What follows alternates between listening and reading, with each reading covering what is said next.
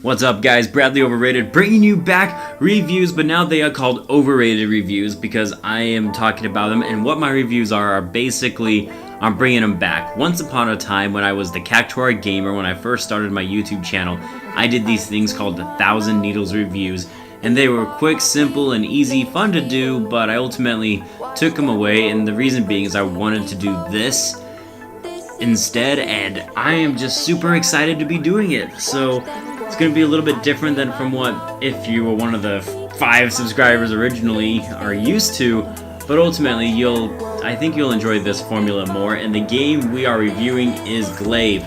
Now this game is a brick breaker game, and what does that mean?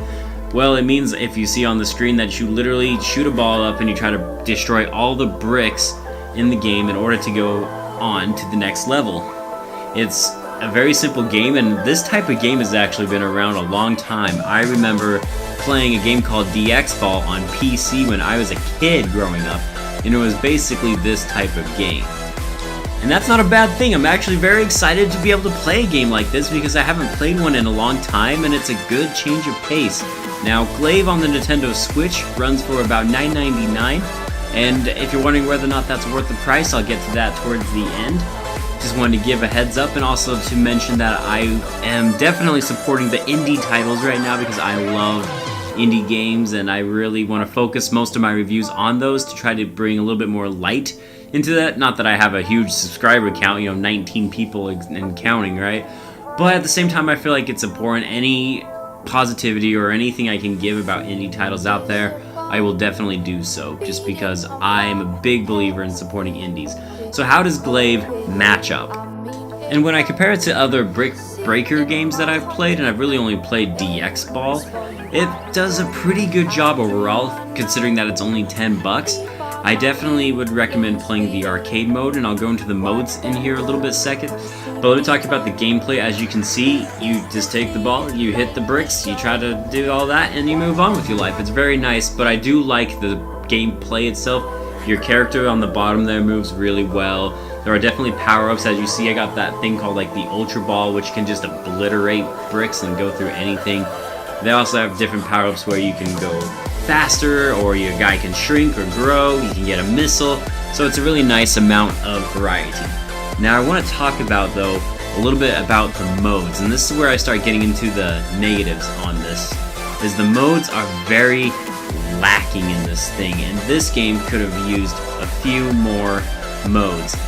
As you can see here, when you even go into the extras menu, there's just power-ups that list the power-ups in case you were wondering what they all are. You can see the credits, and that's it. Versus mode I played with a friend, and I don't recommend it just because it's really simple. And not to mention that you both are trying to destroy the bricks. When you destroy all the bricks, you're just basically hitting the ball back and forth like Pong. And that's kind of dumb. So I recommend just sticking to arcade mode. Now there are 125 stages total in the game. I did finish it, and I've got to tell you, that is a good amount of content for a $9.99 game.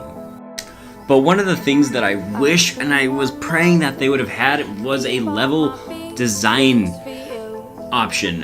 When I played DX Ball, I was able to design my own levels and make them as challenging as I wanted, and my friends would try it. We did all this, by the way, when we were in elementary school. Man, good times at elementary school. But not the point. The point was that it was so fun to have a level creator, and this game severely needs a level creator, because once you get done with all 125 stages, that's it.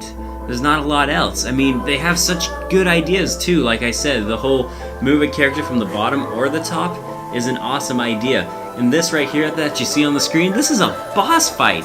They had boss fights in this game where they dropped the negative power-ups essentially while trying to move around, and you had to clear out all the bricks, and it made it more challenging, which was so awesome. And I was just thinking, how great would it have been to have a level designer and have bosses in that level design and have bricks just in there to make it really difficult?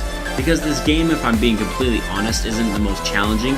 There'll be a few levels that you'll get stuck at for a little bit, but for the most part it's very enjoyable, but it's also very easy.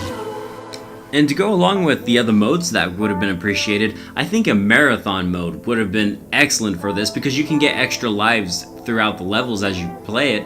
And if you get an extra life, you can see there's a lives counter on the right there. A marathon mode where you can only have a certain number of lives and you had to try to beat all 125 stages without losing all your lives would have been insane, but amazing. It would have been an amazing challenge. And so these modes that aren't there, that just, as I was playing, I wish they were, so I could have some more replay value going into it. Because now that I have finished all 125 stages, I have to tell you, I don't know if I can go back to playing it again, which is sad, because a game like this is a perfect portable game, but I needed that level creator or that marathon mode, because I don't have a desire now to go back to playing the original 125 stages.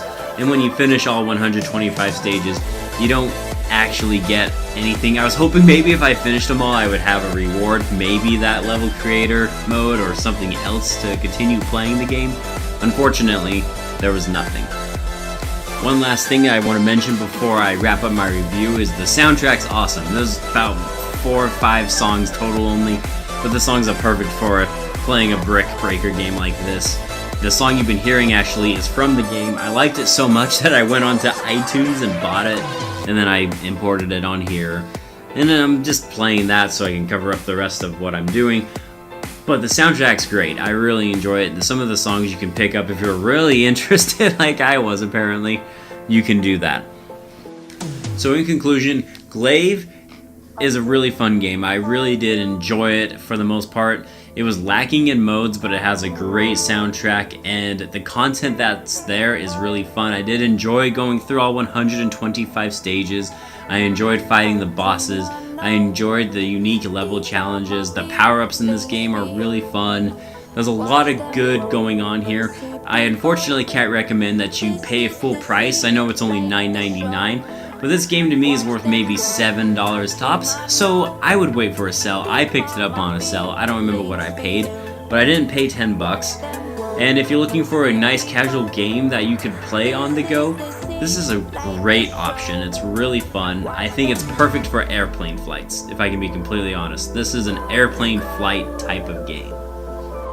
So let's give this puppy a score, and I decided to change things up again. I do not want to do numbers and have a numeric system like everybody else has. I find it kind of boring and stale. So we're going good old-fashioned school time, letter grades, baby. That's right. And I will rank all of my stuff between an A, obviously being the best, down to an F, which stands for complete and total failure. And no, I'm not putting an E in there because that is stupid universities that do that. I don't understand it. F always stood for failure. It was a nice little tradition. They decided to change it, I guess, for whatever reason. So what does Glaive get after the review and after I've played it? Glaive gets a relatively solid B-. I can't give it that much higher, but I did still ultimately enjoy the game. I think it's a lot of fun, and like I said, if you need time to kill for 2 to 3 hours on an airplane, this is a really good game to do just that. Alright guys, that wraps up my review. If you like what I'm trying to do now on this channel, or if you like the review that I gave, be sure to leave a like and subscribe if you're a random person that somehow miraculously watched this. Also, if you have a suggestion for a game that you want me to review, let me know in the comments down below. I am more than happy to review any game you want. I prefer to do indies, but I'll even do AAAs, because I'm that nice of a person. You're welcome. Okay, that's it for me, guys. Thank you so much for watching. I hope you enjoyed this video. I'm off to go play a new indie game now. Have a good one.